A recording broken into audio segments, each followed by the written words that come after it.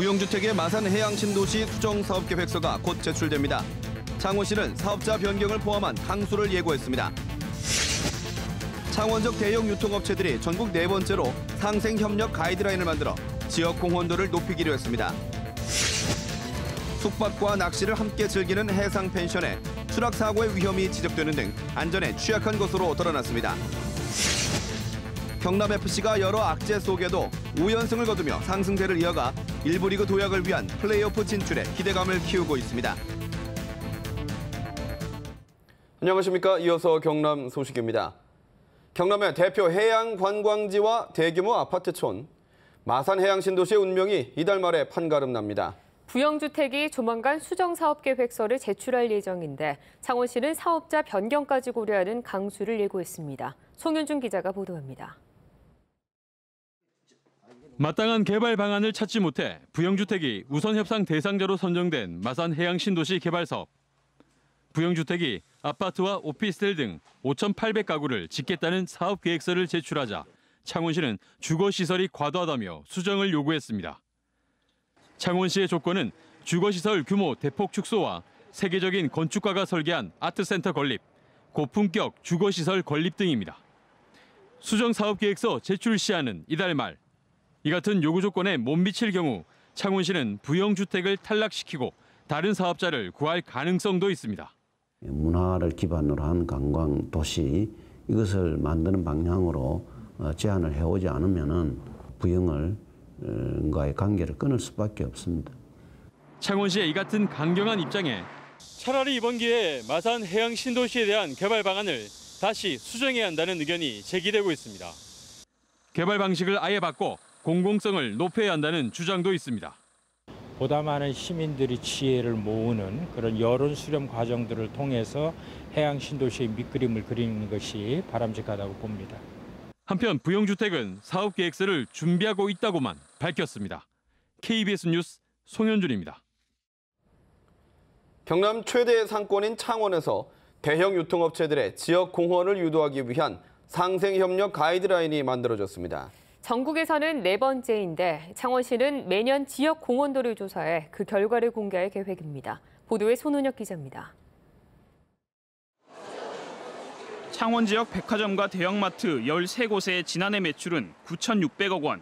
하지만 지역 공헌 지출은 매출의 0.04%인 4억 3천만 원에 불과했습니다. 지역 공헌은 미미하다는 비판에 이를 확대하기 위한 상생협력 가이드라인이 마련됩니다. 지역 주민 고용 비율 96%, 관내 용역업체 이용 비율 50%, 지역 공헌 지출액을 매출 대비 0.2%로 제시하고 있습니다. 지난해 실태와 비교해 고용의 질을 높이고 용역업체 비율과 지역 공헌 지출을 크게 높인 기준입니다. 이를 실천하자는 뜻을 모아 상생협약도 체결됐습니다. 창원 지역 대형 유통업체 16곳이 모두 참여했습니다. 지금까지 해왔던 상생 활동에 대한 어떤 사업도 좀 더 확대를 하고 또 새로운 사업 모델들도 좀 구상을 해서 어떤 그 지역사회에 공헌할 수 있는. 창원시는 가이드라인을 토대로 이행 여부를 모니터링하고 매년 지역 기여도를 조사해 지점별 결과를 공개할 계획입니다. 지역에 공고를 함으로 인해서 우리 지역의 공헌 사업이라든지 여러 가지 실천 사업들을 실천 의지가 강하게 작용을 하도록 그렇게 하는 부분입니다. 이 같은 가이드라인을 정한 건 대구와 대전, 부산 다음 창원이 4번째입니다. 대전에서는 가이드라인 마련 뒤 일부 기여도 지표가 오히려 후퇴하는 현상도 나타나 업체들의 이행 의지가 관건입니다. 이번 협약 내용은 어디까지나 권고사항입니다.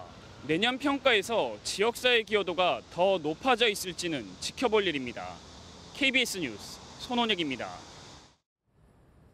바다 위 배에서 숙박을 하며 낚시를 즐길 수 있는 해상 펜션이 요즘 인기입니다. 하지만 난간이 낮아 추락 위험이 지적되는 등 안전에는 취약한 것으로 드러났습니다. 정유진 기자가 취재했습니다. 지난달 경남 창원 앞바다상에서 바다 낚시를 즐기던 남성 2명이 밤사이 사라졌습니다. 실종된 이들은 2주가 넘게 지나서야 숨진 채 발견됐습니다. 해양경찰은 최선을 다해 수색을 하였지만 CCTV나 목격자가 없었고 실종 당시 정황을 파악하는 데 어려움이 있었습니다. 사망자들이 이용한 시설은 바다 위에서 숙박을 하며 낚시도 즐길 수 있는 해상 펜션.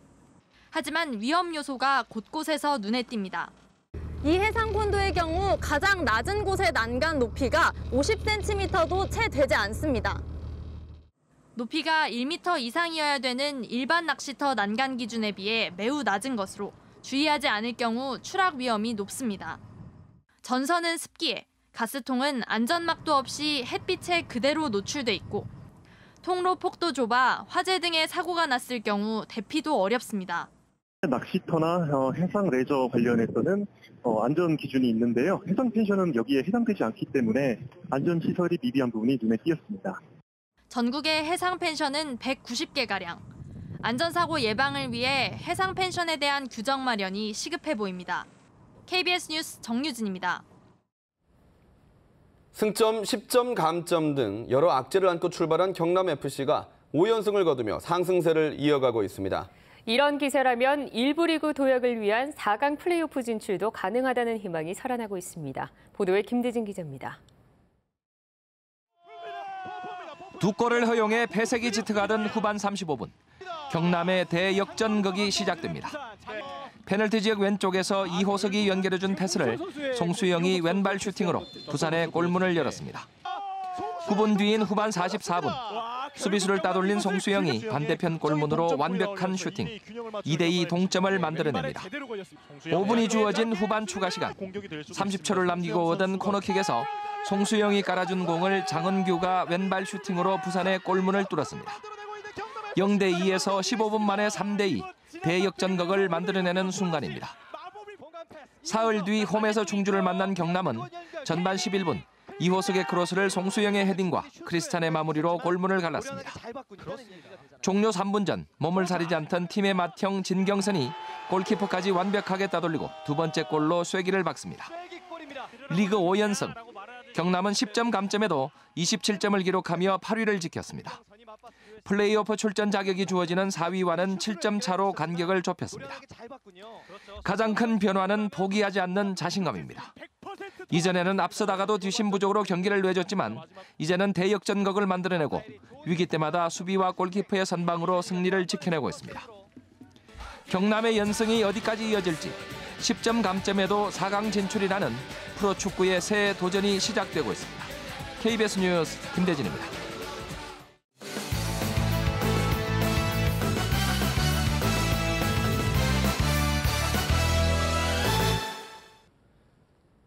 주요 단신입니다.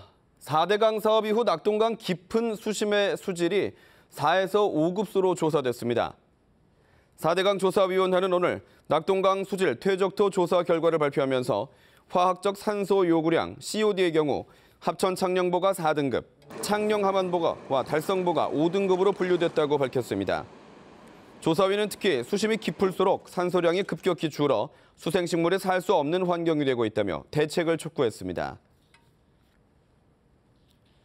조선업 침체의 영향으로 지난 상반기 전국 기초자치단체 가운데 거제와 울산 동구만 땅값이 내렸습니다. 국토교통부는 지난 상반기 거제 지역 평균 땅값은 0.19%, 울산 동구는 0.28% 각각 하락했다고 밝혔습니다. 이 같은 수치는 전국 기초자치단체 가운데 단 2곳만 하락한 것입니다. 광역시도별 땅값 상승률도 경남 1.13%, 울산 1.8%로 전국 평균인 1.25%보다 낮았습니다. 학교 운동장 우레탄 트랙 철거가 처리업체 부족으로 어려움을 겪고 있습니다. 경남교육청은 철거 대상인 132개 학교에서 4천여 톤의 우레탄이 나올 것으로 예상하고 있지만 철거 후 소각 처리를 해야 하는 시설을 제대로 갖춘 처리업체가 경남에는 없다고 밝혔습니다. 현재 전국적으로 유해성 기준치를 초과한 우레탄 트랙이 깔린 학교는 1,725개 학교로 타 지역 처리도 쉽지 않은 상황입니다.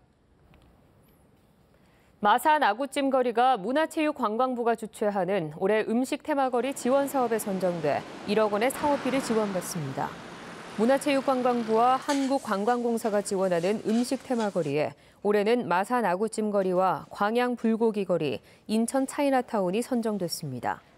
마산 아구찜거리는 아구찜 요리의 첫 발생지로 다른 지역 아구찜 요리와 차별화되어 있습니다. 경기 불황의 마산항 물동량 증가율이 지속적으로 떨어지고 있습니다. 마산지방해양수산청은 지난 상반기 물동량이 8천여 톤으로 지난해 상반기 7,300여 톤과 비교해 9.7% 증가했다고 밝혔습니다. 경남 소식이었습니다.